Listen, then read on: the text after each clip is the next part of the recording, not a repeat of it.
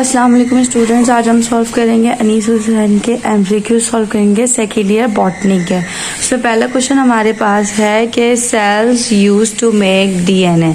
ठीक है, सेल्स जो है किस चीज़ से डीएनए बनाते हैं, हमने याद रखना है कि वो आरएनए से बनाते हैं डीएनए। ये रिपीट हुआ है, ये पहले भी मैं बता चुकी हूँ आपको। उसके बाद नेक्स्ट हमारे पास है सेंट्रल पोर्शन जो होता है, ये भी रिपीट हुआ है, शायद मॉडल पेपर में भी था और एक और पेपर में भी मैंने आपको करवाया था लास्ट टाइम शायद।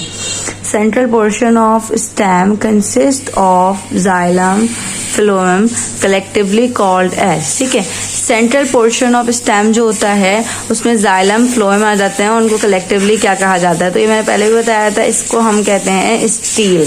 ठीक है, उसके बाद हमारे पास है number 3, which of the following is not associated with sex link inheritance. अब इनमें कौन सा वाला जो है वो सेक्स लिंक इनहेरिटेंस में नहीं है।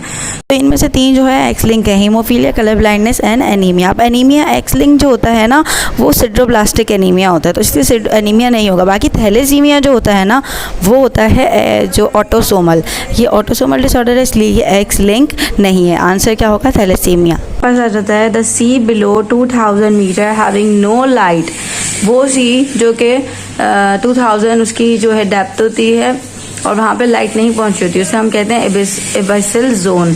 ठीक है, ये आपको 260 पेज नंबर पर साफ साफ ये वाली लाइन लिखी हुई मिल जाएगी। उसमें यही लिखा हुआ है कि sea below 2000 metre having no light is called abyssal zone. In grassland biomes the rainfall is usually between, ये आपको ग्रासलैंड बायोम की हेडिंग्स में मिल जाएगी पेज नंबर 266 पे। वहाँ पे बताया हुआ है कि रेनफॉल जो होती है वो 30 to 75 सेंटीमीटर के रेंज में होती है। ठीक है, उसके बाद नेक्स्ट हमारे पास है xylem is present dash of stem. Xylem कहाँ प्रेजेंट होता है आपने याद रखना है, जाइलम जो है टुवर्ड्स सेंटर प्रेजेंट होता है।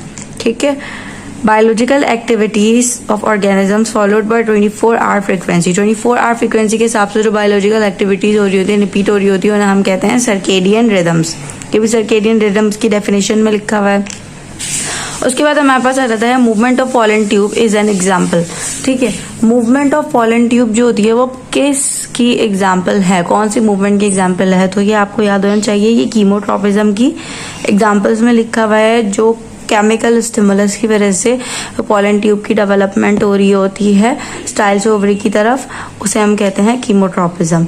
Dash provide support in younger plants by turgor pressure. Turgor pressure के जरिए कौन से टिश्यू जो है सपोर्ट प्रोवाइड कर रहे होते हैं, हमने याद रखना है पैरेन्काइमा। पैरेन्काइमा में होता है कि सेल्स जो है वो टिश्यू वाटर को अंदर एब्जॉर्ब कर लेते हैं और फिर वो जो है उनकी सेल वॉल जो है रिजिड हो जाती है और एक प्रेशर एग्जर्ट करती है, सेल जो है टर्जिड हो जाता है और उस प्रेशर को कहते हैं हम टर्गर प्रेशर, और इस तरीके से वो सपोर्ट प्रोवाइड करती है।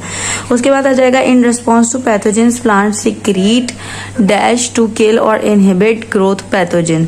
पैथोजन को इनहिबिट करने के लिए, उनकी ग्रोथ को या फिर उनको मारने के लिए जो है प्लांट जो है एक तरह के केमिकल रिलीज करते हैं जिनको हम कहते हैं फाइटोएलेक्सिन।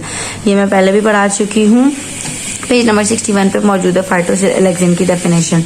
उसके बाद कह रहे हैं वो जर्मिनेशन जो कि स्टार्ट हो जब सीड जो है फ्रूट के अंदर ही हो लेकिन अटैच हुआ हो स्टिल टू द प्लांट, तो उसको हम कहते हैं विविपेरस जर्मिनेशन। ये आपको विविपेरस जर्मिनेशन की हेडिंग में मिल जाएगा। In dash formation of seed without fertilisation occurs. ठीक है, डैश में कौन सी चीज में जो है फॉर्मेशन ऑफ सीड होता है विदाउट फर्टिलाइजेशन, यानी सीड तो बनता है लेकिन फर्टिलाइजेशन नहीं होती, तो हम कहते हैं एपॉक्सिमस। ठीक है, नंबर 13 पे है secondary growth in plants is due to the activity of. अब सेकेंडरी ग्रोथ जो होती है प्लांट्स में वो किस एक्टिविटी की वजह से होती है, या तो एपिकल मेरिस्टम या लेटरल या इंटरकैलरी या फिर इन सब की वजह से होती है। तो सेकेंडरी ग्रोथ जो हो रही होती है वो बेसिकली विथ में हो रही होती है, और विथ वाली ग्रोथ को हमने पढ़ा था क्या कहलाती है, वो लेटरल मेरिस्टम, यानी कि लेटरल मेरिस्टम में जो एक्टिविटी हो रही होती है उसकी वजह से हमारी विथ इंक्रीज होती है। उसके बाद हमारे पास आ जाता है कि protein found in the centrosome is known as centromere जो होता है उसके अंदर कौन सी प्रोटीन पाई जाती है, तो हमने इसमें लिखना है काइनेटोकोर जो कनेक्ट कर रही होती है, ठीक है। उसके बाद आ जाएगा number of pairs of autosomes found in human. अब हमें बताना है कि ऑटोसोम्स जो होते हैं वो ह्यूमन के अंदर कितने होते हैं। तो ऑटोसोम्स ह्यूमन के अंदर कितने होते हैं 20, नॉर्मल तो क्रोमोसोम्स होते हैं 46, यानी कि 23 पेयर्स होते हैं। 23 46 हो गए, जिसमें से 2 पेयर्स जो होते हैं, एक पेयर जो होता है वो सेक्स क्रोमोसोम्स का होता है, यानी टोटल 2 क्रोमोसोम्स जो होते हैं वो सेक्स क्रोमोसोम्स होते हैं। तो अगर हम 2 निकाल दें तो कितने बचे 44। अब 44 के पेयर बनाएंगे तो 22 पेयर बनाएंगे, यानी कि करेक्ट आंसर हमारा जो होगा वो 22 होगा, यानी 22 ऑटोसोम्स होते हैं पेयर्स के, 22 पेयर्स ऑटोसोम के होते हैं और एक पेयर किसका होता है सेक्स क्रोमोसोम्स का होता है। अब नेक्स्ट कह रहे हैं which of the following is a pyrimidine base. अब पिरामिडीन बेस हमें बतानी है, ये मैंने आपको शॉर्ट क्वेश्चन जब 5 शॉर्ट क्वेश्चन कराई थी तब भी बताया था कि पिरामिडीन बेसिस कौन सी वाली थी, तो हमारा यहाँ पे साफ चल रहा है कि आंसर क्या होगा थाइमीन। उसके बाद हमारे पास आ जाता है reversal gene sequence in chromosomal aberration, ठीक है। ऐसी रिवर्सल जिसमें मतलब ऐसी एबरेशन जिसके अंदर जीन सीक्वेंस जो होती है वो रिवर्स हो जाती है, उसको हम क्या कहते हैं, रिवर्स से ही पता चल रहा है कि उसमें हो जाती है इन्वर्जन, ठीक है।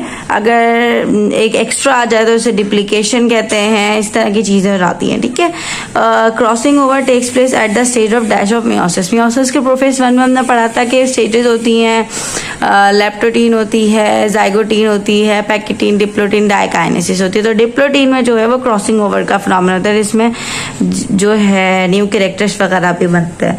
Cancer is the result of collection of cell divided by, ये वाली चीज जो पेज नंबर 170 पे माइटोसिस की हेडिंग में लिखी हुई है कि ये सेल्स जो होती है, ये डिवीजन जो होती है वो ए माइटोसिस होती है।